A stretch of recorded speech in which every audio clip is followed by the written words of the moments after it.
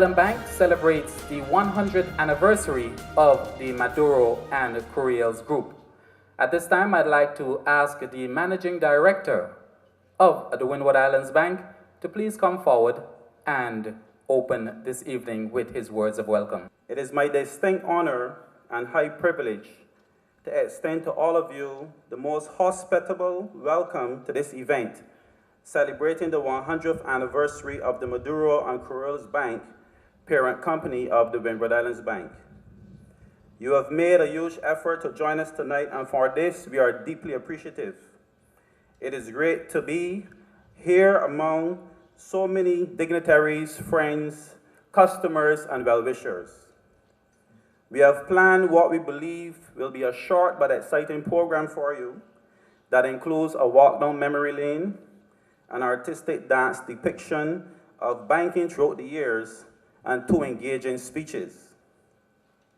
You know, being in business for 100 years no doubt comes from applying many key principles of success. I have been with this group now for 7 years, and throughout that time, I have repeatedly seen 2 of these keys in action: care for staff and care for community in which the Maduro Curiels Bank Group operates. MCB has shown time and time again that it's indeed a benevolent organization, one to be emulated. Ladies and gentlemen, let's have a wonderful celebration, and thank you for coming again. It is good to see a number of familiar faces and friends, and I therefore extend a special greeting to the President and the CEO of the Maduro and Curiels Bank, Mr. Lionel Chiku Capriles. Greetings. Once again, good evening. I am pleased, very pleased, to accept the invitation from the Managing Director of the Windward Islands Bank, Mr. Derek Downs, to address and join you for this centennial celebration of the Maduro and Curiels Bank. 100 years of providing banking and other financial and non-financial services to our communities is a major, major accomplishment. It shows involvement in, understanding of, and commitment to the people of our islands. It is thus my pleasure to commend the entire MCB and Windward Island Bank family on the celebration of this historic moment in the life of the bank. Pas bien, congratulations. Ladies and gentlemen, historic milestones hold within them the accomplishments of the past and a promise for the future. Viewed from a public policy perspective, this historic MCB milestone must therefore be considered against the background of the critical role which it, MCB, and the financial system as a whole have and are expected to play in the development of our economy. It is in our time of rapid change where nothing is built to last, remarkable to reflect that the pioneering work of the bank's founding fathers still stands today, 100 years later. Established in 1916 as Maduro's Bank on Curaçao and merged in 1931 with the Curiels Bank, the Maduro and Curiels Bank has left an enduring footprint on the islands and people of the Dutch Caribbean. Our economies and financial systems have evolved and transformed during the past 100 years. They have, in broad lines, developed into modern economies through recurrent ups and downs. During the past 100 years, we have seen the highs and lows of the oil refineries in Curaçao and Aruba from 1917 to the end of the 1950s. We have seen the boom and decline of the offshore financial services sector in Curaçao from the 1970s to the mid-1990s. We have experienced, here on St. Martin, the tourism boom in the 1970s through the mid-1990s. We have witnessed the evolution of tourism as an economic mainstay on all the islands of the Dutch Caribbean as we know them today. And throughout this period, our financial sector has become increasingly sophisticated with a variety of national, regional, and international financial institutions. Institutions which have become highly integrated in our economies. MCB has likewise evolved and transformed from a Curaçao bank into a Dutch Caribbean and internationally oriented financial institution, forging partnerships throughout the Dutch Caribbean as of the 1960s and with its affiliate, the Bank of Nova Scotia, in 1970.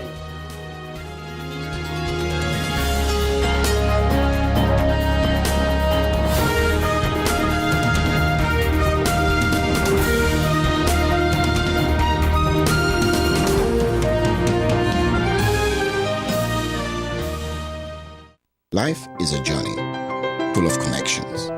You're in safe hands, even when life starts too soon. You don't have to miss a single beat. When a bad hair day makes you sad, just sharing can bring you joy and more to come. They take the plunge, turn fear into faith, while you capture those beautiful moments. In the game of life, it's family that counts. They'll be there even when you lose.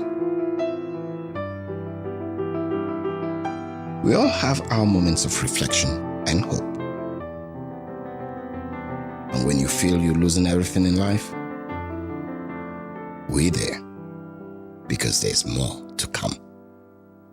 When life starts too soon, you don't have to miss a single beat. We're here to connect you and share life. Telcel, when you want more. Need a loan that's quick and easy. Island Finance. Up to 50,000 guineas really easy. Island Finance. For education, a renovation. That's no problem. Yes, it's true. That's not all. They're quick and friendly too. Island Finance. Appliances, vacations, even fix your car. You can depend on Island Finance.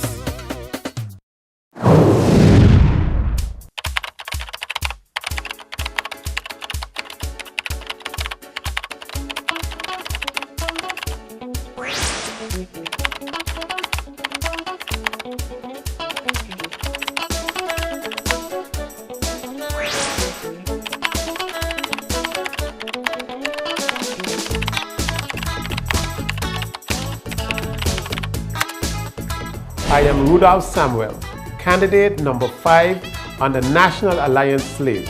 So on September 26, go out and vote for me to represent you in Parliament.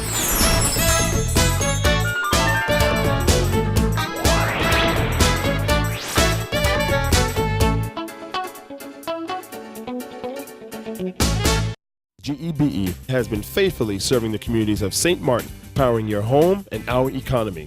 Come rain or shine, our qualified team of professionals are working hard 24 hours a day to provide you and your family with safe, reliable electricity and water. We use the latest technologies and test our products daily to maintain the highest international standards. Our friendly staff is always there to assist you, whether in person, over the phone, or online. We are committed to constantly improving our products and services, making them more efficient, effective, and environmentally friendly to serve you better today and our next generation of clients tomorrow. GEBE, powering a brighter future. Our friend Megawati is here with tips to save you energy. 1. Turn your airco temperature up. 2. Use a ceiling fan instead. 3. Buy energy saving products. Save some green with NVGEBE.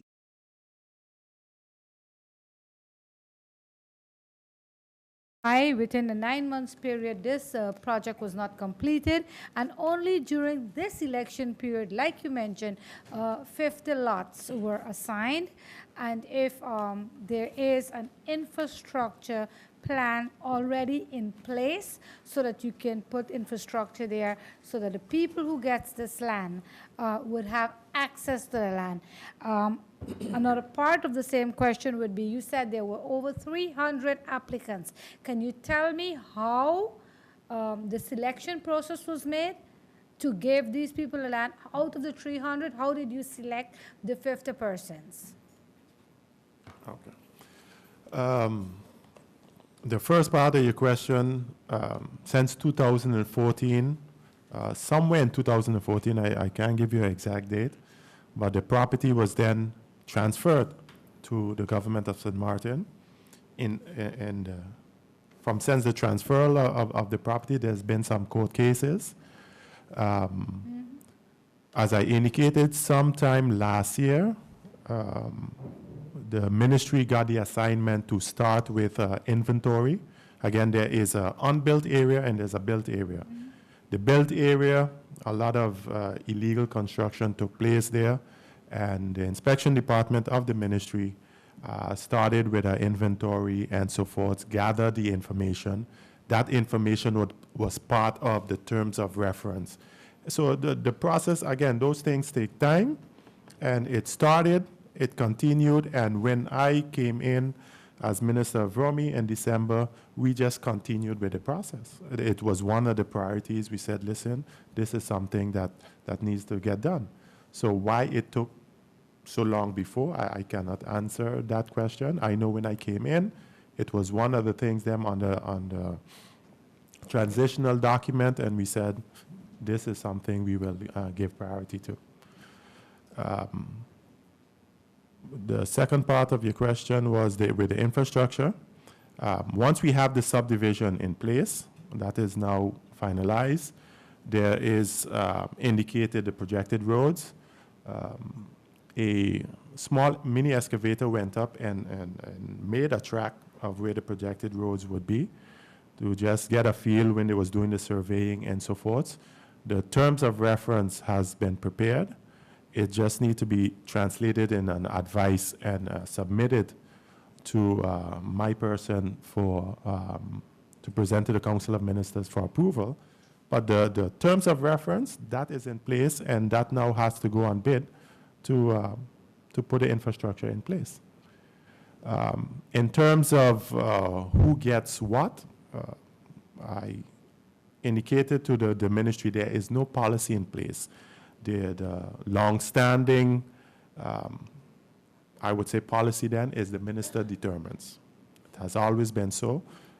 I have indicated to the ministry to at least put a policy in place. If it gets shut down here, at least the ministry did its work. Put a policy in place how to go about that. That's number one. Number two, the target group was young professionals. I asked the ministry to provide me with a list going back several years of all individuals that requested land in long lease. They gave me a list from January to August of 2016. They said they couldn't go further back, something with the system and thing, but they gave me a list from January to August 2016, and I said in that list you had persons who requested land, some from the late 90s, the early 2000s, and so forth. And basically going through that list, we look at one of the issues then if the person already owns property. Again, the preference is young professionals who does not own property. And again, it's an overall plan. You cannot please everyone. It's a limited amount of lots. As I indicated, together with the Housing Foundation, and APS, there is opportunities available for young professionals to own their own homes, and that's all part of the package moving forward.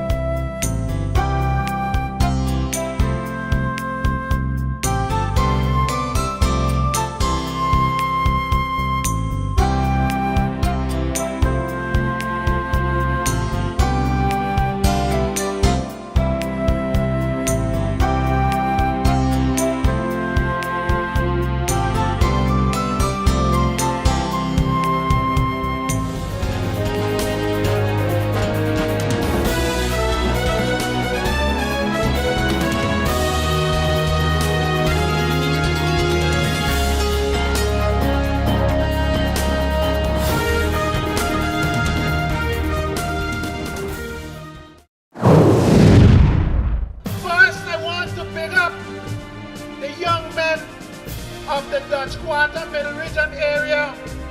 They have gotten the garbage contract to clean the roads, and a job well done. We are putting in place an information service center for the youth to put back the military service in place that we had before. We build roads, yes or no? We build schools. You know what we're going to do now? We're going to build hotels too. I remember after Mullet Bay, somebody got up and said, I have the key. That too was an empty shell. So people of St. Martin, your hospital is coming. I've seen that the government building was standing there for a long, long time. And if you look at it now, before this election date on the 26th of September, we will move into the building. That is the National Alliance. Pastor, if I wasn't good in my faith, you would have moved me. But I am a National Alliance, and I'm going nowhere.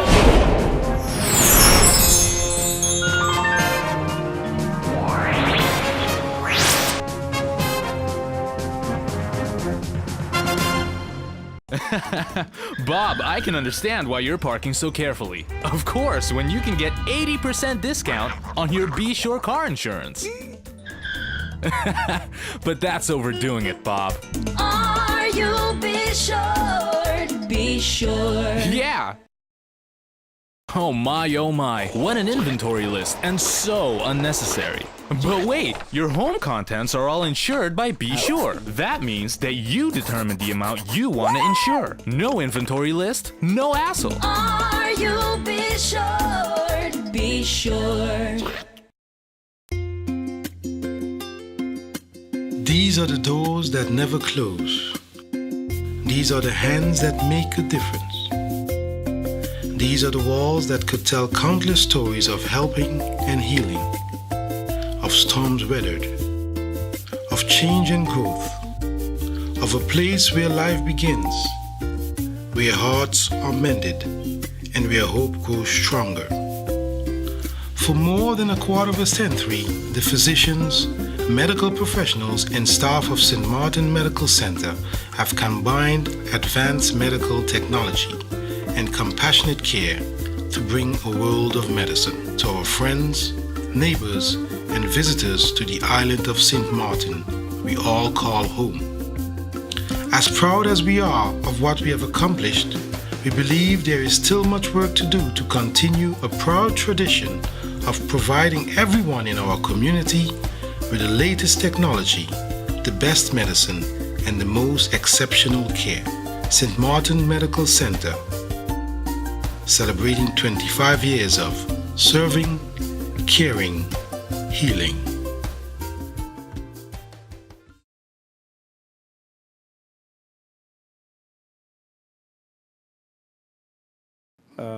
I am one who have spoken out on a radio program when I made mention of what was done. To date, there doesn't seem to be clarity respective to the area where Le Quebec is located. You're getting from within government, they're saying, yes, that should not have been included, and if it was included, probably it may have been a mistake and that kind of thing. Shortly after I made my statement on the radio, one of the things that I did, the following day, I think I was on another program, or 2 days after, I said, before the statement from the chamber, that I must make a correction that actually it is not for 1 guilder, it was for 1 guilder for a period, and then after that, it would be, I think, 2 guilders, the long lease. What are facts, however, based on what I have seen, and I never made a public statement after that because of traveling to Santo Domingo, the Dominican Republic, for the inauguration of the president and whatnot, and got back and got busy with other stuff. But what are 2 facts? One, the resolution to grant the land to the chamber was signed by the Prime Minister Marcel Gomes. Marcel Gomes, whether he was in capacity as Minister of Romy then or acting minister, I'm not too sure, but the documents are there. Marcel Gomes is who signed the resolution. The resolution is then taken to the notary to transfer the land. That was done on the 18th of November, the day before Minister Claret Connor was leaving office and was knowingly going back to the chamber as director. In the meantime, following their statement, their release, and this whole discussion, I've received a letter from the chamber saying that they did not request all of the land. All they have requested was one parcel of land to build an office.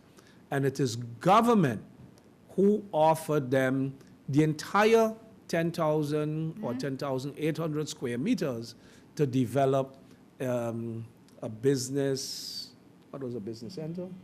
To develop something that had to do with developing like a business center. So the idea would be that the Chamber of Commerce would now sort of subdivide this property and either lease it to business owners or build units. I'm not too sure.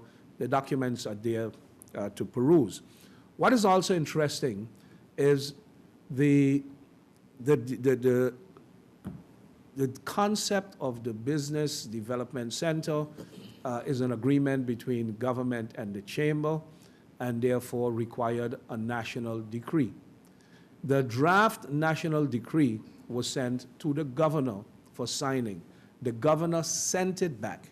The governor sent it back stating that there is a motion adopted by a majority in Parliament, and in the resolution, in that motion, the majority in Parliament took a decision to instruct the government not to do certain things because they no longer had the support of a majority and therefore should not do a number of things. Some of them included issuing of land in long lease at the Kimsha Beach, which in the meantime had been overturned, and there is a court case, I think, that was started there, and among them also was not to issue any land along the Ring Road, which would be this land.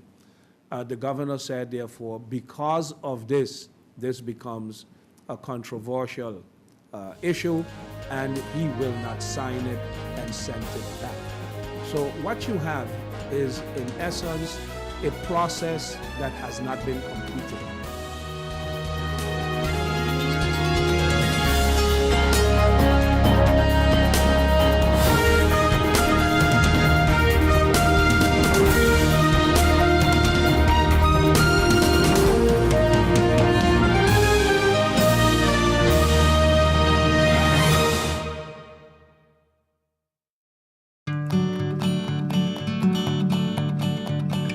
It's been said that behind every door, possibility awaits.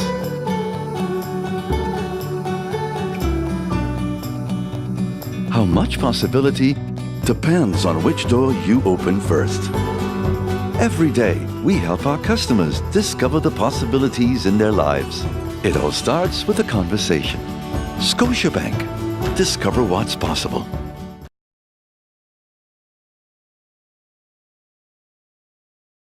Ravaged Florida did affect Tallahassee, where many of our students are. And we have been, I would just like to inform the general public that we have been in constant contact with those students directly via the Department or the Division of Study Financing, but also through our liaisons there, the St. Martin Tallahassee Foundation. Though many, they experience lots of wind and rain, many trees in Tallahassee, and somehow overhead cables. So they had serious issues with power. Most areas were out for about 3 to 4 days. The students, some of them left the area, went and stayed with friends, but being the resilient young people of St. Martin who have experienced much worse right here, they were able to organize because they all live, a lot of them live in the same area called the Seminole Grand, and they shared food, had barbecues, etc., to avoid their food going to waste, and some took mini road trips, etc. The city of Tallahassee did provide cool-down areas within the city, the library, etc., where there was power. So the schools also had power, so it's mostly in the residential areas. And I did also hear on the news that getting the universities, as it's a university city, back up and running was the priority of the government. They are now back in sessions. Practically all areas have been restored. I can't give exact numbers, but our students do have power once again. And FAMU started yesterday, FSU and TCC started today. So I believe with that, most of the population can be gerust, at ease, that their children are doing well, they're back in contact with them, and everything is more or less back to normal. What I would like to do and announce, though, that if there are students, because we've had none, hardship cases, but if there is or one or more hardship cases, that this information should be brought to the Study Financing Division's attention so that we could do what we can to assist in these cases.